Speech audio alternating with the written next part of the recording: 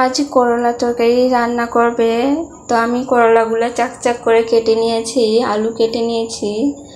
তো আমার শ্বশুরবাড়ির এলাকাতে এই তরকারিটাকে বলে বিরান, ওনারা এভাবেই রান্না করে খায়। আসসালামু আলাইকুম আপুরা ভাইয়ারা, কেমন আছেন? আমিও আল্লাহর রহমতে ভালো আছি।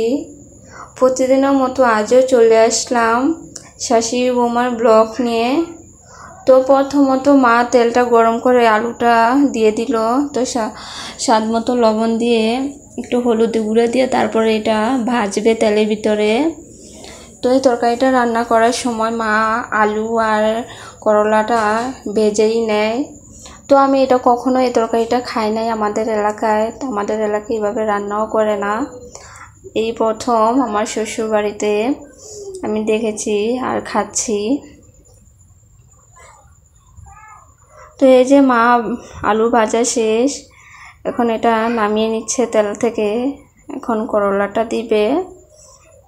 তো এই তরকারিটা আপনারাও খেয়ে দেখবেন, অনেক মজা হয়। তো গরমে অনেক ভালো হয় খেতে। তো এখন ঠান্ডা ঠান্ডাই, তো আমি মাকে বলতেছিলাম যে এভাবে রান্না করার জন্য, যেহেতু বাবা সিফাত নেই ঘরে, ঢাকায় গিয়েছে, এখন এই করলা দুইটাই আছে তরকারি।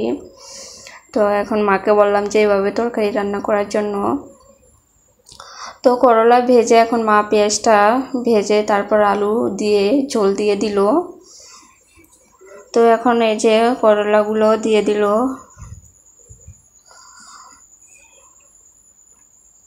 তো এর মাঝে একটু কথা বলে নেই, আমার যে সকল আপু ভাইয়েরা আমার ভিডিওটি দেখছেন নতুন, তারা যদি ভিডিওটি ভালো লাগে সাবস্ক্রাইব করে পাশে থাকবেন। আর পুরাতন আপু ভাইয়াদেরকে অসংখ্য ধন্যবাদ। আর যদি ফেসবুক পেজ থেকে দেখে থাকেন ফলো দিয়ে পাশে থাকবেন। তো আমার ভিডিওতে অনেক কমেন্ট আসে কিন্তু লাইক খুবই কম আসে। তো আমার এই জিনিসটা খুবই খারাপ লাগে। আমি যখন আপনাদের ভিডিও দেখি সবার লাইক দিয়ে ভিডিওটি শুরু করি। তো আজকের ভিডিও এই পর্যন্তই।